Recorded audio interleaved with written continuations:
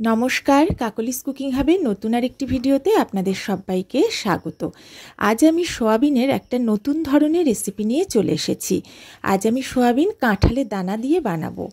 যারা সোয়াবিন একদম খেতে পছন্দ করেন না, নিরামিষ দিনে ঠিক এইভাবে কাঁঠালের দানা দিয়ে সোয়াবিন বানিয়ে খাবেন, মাছ মাংসের অভাব কিন্তু আপনারা একদম বুঝতে পারবেন না।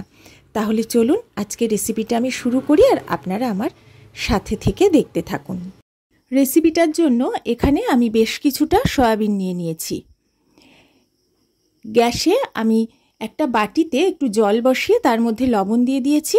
এই জলের মধ্যে আমি সয়াবিনগুলো দিয়ে দিলাম। এগুলো দিয়ে খুন্তি দিয়ে একটু জলের মধ্যে মিশিয়ে দিচ্ছি। এবার ঢাকা দিয়ে লো ফ্লেমে 5 মিনিট ফুটিয়ে নেব। মিনিট 5 ফুটিয়ে নেওয়ার পরে সয়াবিনগুলো বেশ ভালোই নরম হয়ে গেছে। আমি একটা ঝাঁঝরিতে ঢেলে নিয়ে জলটা ছেঁকে নিয়েছি, তারপরে ঠান্ডা জলে ভালো করে ধুয়ে নিয়েছি। এবারে হাত দিয়ে খুব ভালো করে চেপে চেপে সয়াবিনগুলো অন্য একটা প্লেটে তুলে নিচ্ছি।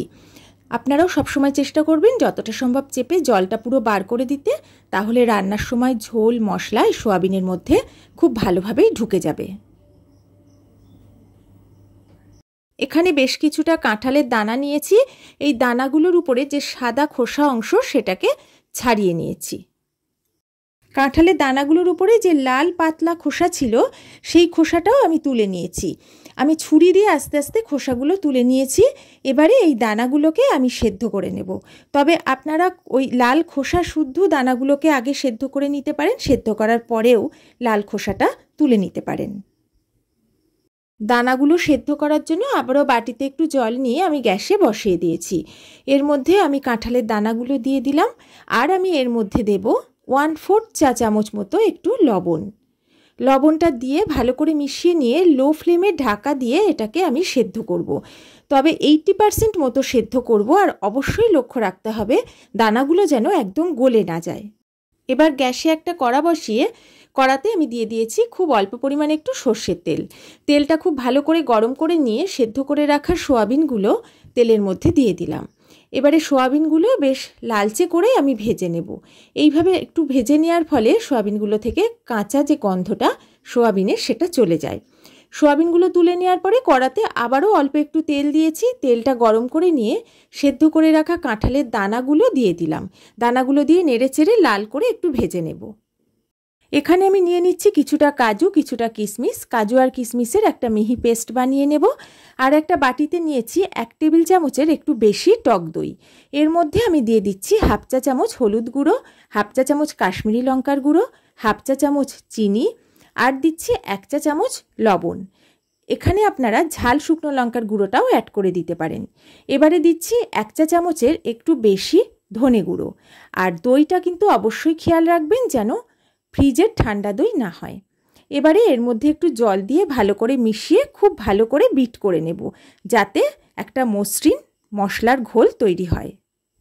গ্যাসে আবার একটা কড়া বসিয়ে দিয়ে আমি এর মধ্যে দিয়ে দিয়েছি 2 টেবিল চামচ সর্ষের তেল। তেলটা বেশ ভালো করে গরম করে নিয়ে এর মধ্যে আমি দিলাম ফোড়নে একটা শুকনো লঙ্কা, একটা তেজপাতাটা ছিঁড়ে দিয়েছি, আর ছোট 1 চা চামচ গোটা জিরে, আর গোটা গরম মশলা, লবঙ্গ, এলাচ, দারচিনি।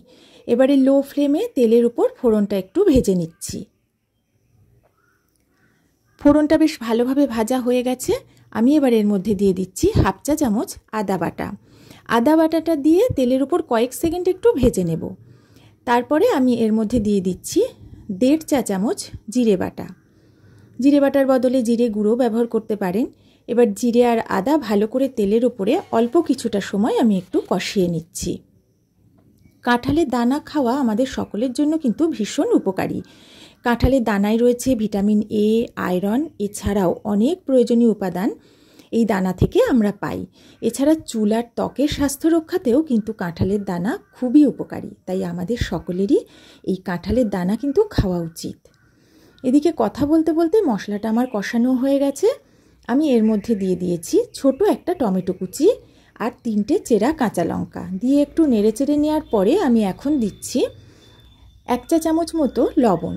লবণটা দিয়ে এবার ভালো করে আমি এটা মিশিয়ে নিয়ে অল্প কিছুটা সময় একটু কষিয়ে নেব, যতক্ষণ না টমেটোটা বেশ ভাজা ভাজা হয়ে যায় আর একটু টমেটো নরম হয়ে যায়। টমেটোটা বেশ নরম হয়ে গেছে, ভালোভাবে ভাজাও হয়ে গেছে। আমি কাজু আর কিশমিশ আলাদা আলাদা করে বেটে নিয়েছি। সেই কাজু কিশমিশ বাটাটা এবার আমি মশলার মধ্যে অ্যাড করে দিলাম। এবারে কাজু কিশমিশ মশলার সাথে ভালো করে মিশিয়ে নিয়ে বেশ কিছুটা সময় কষিয়ে নেব, যাতে এর কাঁচা গন্ধটা সম্পূর্ণ চলে যায়। আর কাজু কিশমিশ কিন্তু একটু তলায় লেগে যেতে পারে, তাই সমানে কিন্তু নাড়তে হবে। ভালো করে ভাজা ভাজা হয়ে গেছে, কাঁচা ভাবটা একদম চলে গেছে। এবার গ্যাসের ফ্লেমটা কিন্তু একদম লো করে দিয়ে আমি দইয়ের সাথে মশলা মিশিয়ে যে মিশ্রণটা বানিয়েছিলাম সেটা এর মধ্যে দিয়ে দিলাম। এবার গ্যাসের ফ্লেমটা একদম লোতে রেখেই ভালো করে মিশিয়ে নিয়ে বেশ কিছুটা সময় আবারও কষাতে হবে, যাতে দইয়ের কাঁচা ভাবটা একদম চলে যায় আর বেশ ভালোভাবে দইটা কষানো হয়ে যায়। যারা প্রথম এসে আমার চ্যানেলে ভিডিওটা দেখছেন, যদি ভালো লাগে অবশ্যই বন্ধু হয়ে পাশে থাকবেন। এবার আমি ঢাকা দিয়ে কিছুটা সময় ভেজে নিচ্ছি। ঢাকাটা তুলে নিয়েছি, মশলাটা খুব ভালোভাবে কষানো হয়ে গেছে, ওপর থেকে তেলটাও ছেড়ে দিয়েছে। এবার আমি ভেজে রাখা সোয়াবিন আর কাঁঠালের দানা মশলার মধ্যে অ্যাড করে দিলাম। গ্যাসের ফ্লেমটা মিডিয়ামে রেখে মশলার সাথে এই সব কিছু প্রথমে মিশিয়ে নিচ্ছি।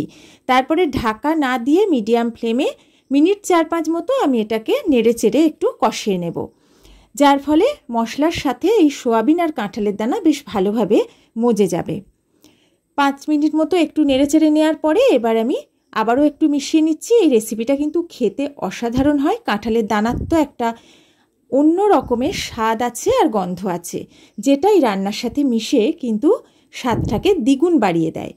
এবারে আমি ঢাকা দিয়ে লো ফ্লেমে মিনিট 2 মতো একটু রান্না করে নেব।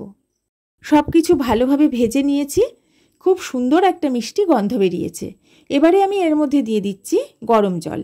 একটু বেশি পরিমাণ গরম জলই কিন্তু আমি এখানে প্রথমে অ্যাড করব, কারণ রান্নার শেষে এটা কিন্তু যেহেতু কাজু বাদাম বাটা দেওয়া আছে, এটা কিন্তু ঘন হয়ে যাবে। এবারে ভালো করে সব কিছু আমি একটু মিশিয়ে নিচ্ছি। কাঁঠালের দানাটা তো প্রথমে সেদ্ধ করে নিয়েছিলাম, আর রান্না করতে করতে পুরোটাই প্রায় সেদ্ধ হয়ে গেছে।